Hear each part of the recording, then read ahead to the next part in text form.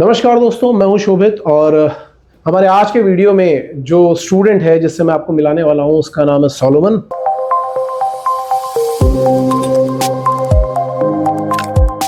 Solomon, first of all एक छोटा सा इंट्रोडक्शन अपना एक बताओ जरा स्टूडेंट्स को, फिर डिस्कशन करेंगे। Hello everyone, my name is Solomon Vathakar and I am from Ghaziabad, Uttar Pradesh and my IMUCT rank is 4734 and I am currently cleared my Anglo-Eastern interview.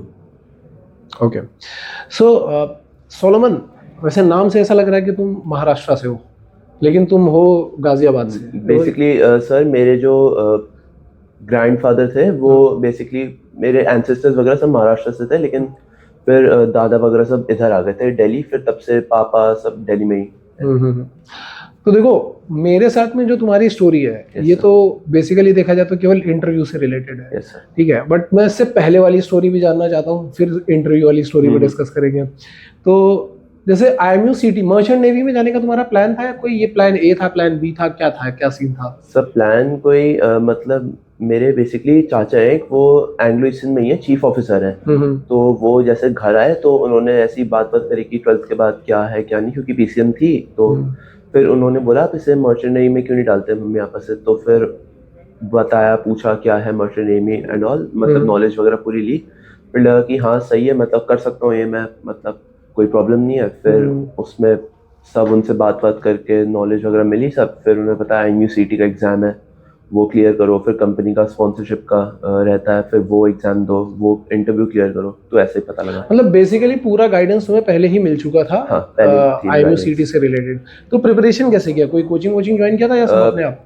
एक कोचिंग मैंने join की थी sir, की करी थी, तो वहाँ से मैंने IMUCT के लिए प्रिपेयर किया था। फिर बस उसके बाद इंटरव्यू मेरा तो फिर पहले क्लियर नहीं हुआ था, फिर उसके बाद ही आपके पास आया था। अच्छा, इंटरव्यू तुम्हारा अगस्त बैच में क्लियर नहीं हुआ था? Yes sir. उसका रीजन? सर रीज़न ये था कि टेक्निकल क्वेश्चंस बेसिकली मेरे को पता ही नहीं था कि क्या क्या आता है क्या नहीं आता, और मतलब मैं थोड़ा ऊपरी से करके गया था, पूरा डीप अंदर सही से करके नहीं गया था, और ज्योग्राफी भी थोड़ी वीक थी, मतलब पता ही नहीं था कि आता क्या है क्या नहीं आता। नहीं तो और किसी कंपनी का स्पॉन्सरशिप नहीं दिया था? सर दिए थे, लेकिन उसमें पेपर ही क्लियर नहीं हुए थे। अच्छा, रिटर्न ही नहीं क्लियर हुआ था। हाँ। ठीक है। मतलब बेसिकली तुमने IMUCT की प्रिपरेशन तो कर ली थी, बट स्पॉन्सरशिप के बारे में तुम्हारी नॉलेज बिल्कुल जीरो थी। कुछ पता नहीं था कि क्या आ रहा है क्या नहीं आ रहा है, कैसा पेपर आ रहा है, या क्या इंटरव्यू में पूछ रहे हैं। तो फिर मेरे पास कैसे आया? सर आपकी वीडियोस जैसे मर्चेंट नेवी की नॉलेज के लिए किसी चीज़ के लिए भी डालता था, तो आपकी आती थी यूट्यूब पे, मतलब पहली या दूसरी मतलब आ जाती थी आपके चैनल की। तो उससे मैं देखता था आपकी वीडियोस, पहले मैं देखी है मैंने आपकी काफ़ी वीडियोस। और जब जैसे मेरा एंग्लो का इंटरव्यू था, तो उससे मैथ्स के जो क्वेश्चंस थे वो भी मैंने आपकी वीडियो एक डाली भी थी, आपने वो देखी थी। तो उसके बाद फिर धीरे धीरे आपकी वीडियोस भी आती थी, वो भी देखता था। इंटरव्यू की, मॉक इंटरव्यूज़ की काफ़ी सारी वो देखता था मैं। उसके बाद आपके पास तो सर एक दिन मैंने लैपटॉप पे यूट्यूब था, यूट्यूब खोला हुआ था, तो उस पर एक प्रकार कोई गौतम कुमार का इंटरव्यू था। तो फिर वो देख के फिर मेरी मम्मी ने आपसे बात करी। हाँ, ठीक है। आदर्श गौतम का इंटरव्यू था, वो सिलेक्ट हुआ था, उसके बाद ही तुम्हारा कॉल आया था। तो एक्चुअली इसकी जर्नी वहीं से स्टार्ट हुई, और क्योंकि ऑलरेडी रैंक था इसके पास, स्पॉन्सरशिप। लेकिन स्पॉन्सरशिप में कंफ्यूजन था तुम्हारे पास तब भी, क्योंकि तुम्हें तब भी नहीं पता था कि मेरी कॉल आएगी कि नहीं आएगी, मुझे आगे बढ़ा दिया है, मेरा रिटन एग्जाम क्लियर हुआ है कि नहीं हुआ है। ये कंफ्यूजन क्यों था? मतलब रिटन तो मेरा हो गया था क्लियर, बस इंटरव्यू का था। फिर उन्होंने बोला था कि अगस्त, बेसिकली जुलाई के एंड वीक में, अगस्त में लेंगे। लेकिन फिर वहां से कोई कॉल ही नहीं आई इंटरव्यू के लिए। तो फिर मेरे को लगा कि इंटरव्यू रिशेड्यूल करेंगे भी, या मेरे को एग्जाम दोबारा से देना पड़ेगा, मतलब वही अगस्त बैच तो तुम उस टाइम पे कंफ्यूजन में थे ना कि सर पता नहीं होगा इंटरव्यू कि नहीं होगा, जब कि रिशेड्यूल हो रहा है कि नहीं हो रहा। लेकिन फिर नवंबर में हो गया था। तो नवंबर में होने के लिए तुमने शायद मेल किया था ना उनको? यस सर, काफी मेल डाली, तब फिर वहां से आया रिस्पॉन्स। तो अब मुझे ये बताओ कि जो तुम्हारी इंटरव्यू की प्रिपरेशन थी यहाँ पे, मतलब तुमने अराउंड कितने इंटरव्यूज दिए हैं? सर ऑलमोस्ट रोज ही इंटरव्यू होता था मेरा, मतलब मैंने अगर मैं 3 हफ्ते यहाँ पे था तो मतलब मैंने 15 इंटरव्यू तो दिए थे। हाँ, मिनिमम। हाँ। काफी सारे प्रणय को दिए होंगे। आपको भी एक दो मतलब दिए थे, बाकी प्रणय भैया को भी दिए थे। हाँ, वीक में मेरे ख्याल से 1-2 इंटरव्यू में ले लेता था शायद। ये शुरू में पहले शुरू में तो तुम्हारी प्रैक्टिस ही चल रही थी बेसिकली कि yes, वो प्रैक्टिस मतलब जो पूरी प्रिपरेशन तुम्हारी रही है, प्रिपरेशन जर्नी, वो कैसी रही है, क्या रहा शुरू से लेकर के? शुरू में तो सर मैं जैसे मेरे को पीडीएफ मिली थी क्वेश्चंस की, तो भैया ने बोला था कि चंदन भैया ने बोला था कि पहले 40 क्वेश्चंस कर लो। तो उसमें तो मैं एकदम घबरा गया था कि 40 क्वेश्चन इतने कैसे होंगे एक दिन में। फिर धीरे धीरे मतलब फ्लो बनने लग गया, लेकिन तब भी थोड़ी गलतियां होती थी, वो घर जाके फिर सही करता था। फिर बाकी तो कंफर्टेबल हो गया था मैं कि क्या पैटर्न है पढ़ाई का। फिर स्टेप बाय स्टेप एक्चुअली तुम्हारी वो चली ना, पहले 40 क्वेश्चन थे, फिर थोड़े और बढ़ाए, फिर थोड़े और बढ़ाए, फिर उसमें मैथ्स भी इंट्रोड्यूस हुआ। लेकिन तुम्हारा ऐसे राइटिंग स्किल काफी अच्छा था, मैंने ये देखा था बाकी हाँ, मेरे को सर मतलब समझ में आ जाता था कि क्या लिखना है। लेकिन इसमें ऐसे राइटिंग स्किल पे तुमने काम कैसे किया? मतलब स्कूल से ही तुम्हारा अच्छा है या क्या था? क्योंकि मैंने इतने बच्चों के ऐसे देखे हैं, बट एक तो उसमें जो ग्रामर यूज कर रहे हो या जो वोकैब यूज कर रहे हो वो भी काफी सही था, लिखने का तरीका काफी सही था, और जो आइडिया था दैट वाज वेरी ब्यूटीफुल, और वो सारे एसेस में था। मुझे लगता है शायद 1-2 ऐसे मैंने बोले होंगे कि इसमें थोड़ा सा रिसर्च करो, बाकी ऑलमोस्ट सारे के सारे अच्छे ही थे। ये मतलब कैसे था, क्या रीजन था इसका? स्कूल से ही था सर, मतलब ऐसे मतलब स्कूल, अच्छा, तो तुमने मतलब बेसिकली इंग्लिश पे काम स्कूल में ही ज्यादा अच्छा कर रखा था। मतलब शुरू से ही ऐसा था कि सही है।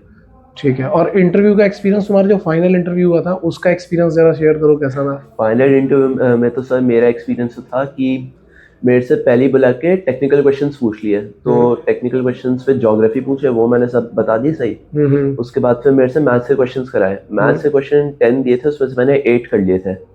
फिर बाकी उन्होंने नॉन टेक्निकल पूछा नहीं, बस फिर बोल दिया कि यू बीन शॉर्टलिस्टेड। फिर बाकी आगे का प्रोसीजर। अच्छा, क्योंकि मुझे लग रहा है वो नवंबर का टाइम था, तो इसलिए बहुत ज्यादा उन पे फोकस करने के बजाय टेक्निकल पे ही ज्यादा फोकस कर रहे थे कि लेट्स चेक।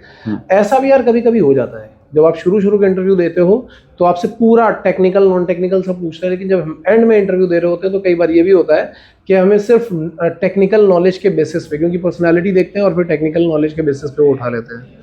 ठीक है, so I think it was a very good experience for you as well as for me. हमारी टीम के लिए भी अच्छा था कि एक बच्चा हमारे पास आया केवल इंटरव्यूज के लिए। इंटरव्यू इंटेंसिव के लिए काफ़ी कम ही बच्चे आते हैं, लेकिन एक बच्चा आया, अच्छी तरीके से प्रिपरेशन करी, निकल गया, रैंक भी अच्छी थी। So I am very glad for you. Thank you. अगर कोई ऐसा स्टूडेंट है जो इंटरव्यू के लिए अभी प्रिपरेशन कर रहा है, या सपोज करो कि जो अगस्त बैच के लिए प्रिपरेशन कर रहे हैं, बहुत सारे बच्चे बोलते रहते हैं कि सर हम प्रिपरेशन करने वाले हैं, स्पॉन्सरशिप के बारे में कुछ बता दीजिए, इंटरव्यू के बारे में। So what is your message for them? Sir मेरा मैसेज तो यही रहेगा कि आपके पास आ जाए, क्योंकि आपने सभी मतलब मेरा जो एक्सपीरियंस था ये था कि मेरे को सब मटेरियल मिल गया कि क्या पढ़ना है, और मतलब बेसिकली सभी कुछ था, जो भी पढ़ना था उसके बाहर कुछ नहीं आएगा। तो वही है कि आपसे मतलब यहाँ आके पढ़ ले या जैसा भी है। तो नहीं, सपोज करो कि चलो यहाँ आ रहा है या वो घर पे भी प्रिपरेशन कर रहा है, लेकिन प्रिपरेशन तो हमेशा स्टूडेंट ही करता है। स्टूडेंट ही करता है। अब जैसे तुम यहाँ पे थे तो तुम्हारा अपना एक डिसिप्लिन था ना कि तुम 10 बजे 10:30 बजे यहाँ पे आ रहे हो। ठीक है, क्योंकि हमारा पहले डिस्कशन हुआ था, तुम्हारे पेरेंट्स के साथ में भी डिस्कशन हुआ था कि भाई ये बहुत डिसिप्लिन नहीं रहता, आपको इसके ऊपर थोड़ा फोर्स करना पड़ेगा। सो मैं वो एक्सपीरियंस पूछ रहा हूँ तुम्हारा कि वो सपोज करो मटेरियल है, अवेलेबल है समहाउ। नाउ स्टूडेंट को क्या करना चाहिए? पढ़ना चाहिए, मतलब अच्छे से, जैसे क्वेश्चन सारे लर्न कर लिए, फिर उसके बाद रिवाइज करे। जैसे सेट मतलब ये कर रखा है कि 30 या 40 क्वेश्चन दिन के करने हैं, तो 30 क्वेश्चन पहले अच्छे से पढ़ लिए, फिर उसे रिवाइज कर लिया। थोड़ा टाइम अपने को भी दो कि दोस्तों से बात कर ली, इधर उधर मतलब फ़ोन देख लिया, किसी से घर वालों से बात कर ली, और बाकी फिर तो रात को एक बार रिवीजन कर लो, सो जाओ, फिर सुबह उठ के थोड़ा पढ़ो। फिर तो मेरे ख्याल से प्रोसेस एक्चुअली ये है कि इंटरव्यू का प्रिपरेशन किया, फिर एक मॉक इंटरव्यू दिया, फिर एनालाइज किया, करेक्ट किया, and repeat. Yes sir. And if we are doing this for how many days, for according to you for how many days? 20-25 days में मतलब सफिशिएंट है। जब इंटरव्यू देने गए थे, जैसे यहाँ पे तो रहने तो तुम्हारे काफी सारे इंटरव्यूज हैं, मेरे पास तो मुझे लगता है कि मुश्किल से 5-6 इंटरव्यू ही होंगे, और मैंने भी मोस्टली टेक्निकल ही लिए थे। एंड में एक ही इंटरव्यू तुम्हारा है जो मेरे साथ में पूरा कंप्लीट इंटरव्यू है जो वहाँ पे डला हुआ है, क्योंकि मैं तो मोस्टली टेक्निकल पे और मैथ्स पे काम कर रहा था। सो जब तुम वहाँ पहुंचे हो तो प्रेशर था वहाँ पे उस टाइम पे? सर नहीं था, मतलब डर तो लग रहा कि कुछ ऐसा ना पूछ लें, बट जैसे पूछ रहे थे सब आता था तो बता दिए, तो कोई प्रेशर नहीं था। मतलब जाने से पहले प्रेशर रहा होगा कि इंटरव्यू होने वाला है? नहीं सर, मैं कॉन्फिडेंट था कि हाँ कर रखा है तो कोई दिक्कत हो नहीं। जाएगा। Yes sir. गुड। तो ये कॉन्फिडेंस बेसिकली तभी आता है कॉन्फिडेंस जब, भी होना चाहिए अंदर से, मतलब अगर पढ़ रखा है सब अच्छे से तो फिर आ ही जाता है। बिल्कुल आपने पहले से मेहनत कर रखी है, प्रैक्टिस कर रखी है, तो डेफिनेटली कॉन्फिडेंस Yes, आ ही जाता है। सो अभी सारी चीज़ें हो गई, मेडिकल वेडिकल सब हो गया, सब सर, सब। अब बस ज्वाइन करने की। Yes sir. चलो, सो कॉन्ग्रेचुलेशंस थैंक यू आप। बहुत बढ़िया एक्सपीरियंस रहा तुम्हारा भी, मेरा भी। और जब नेक्स्ट ईयर तुम 1 साल कंप्लीट करके आओगे तब हम ये पूछेंगे कि कॉलेज का एक्सपीरियंस कैसा रहा इन यूनिफॉर्म। Okay, sir. चलो, all the best. Thank you sir.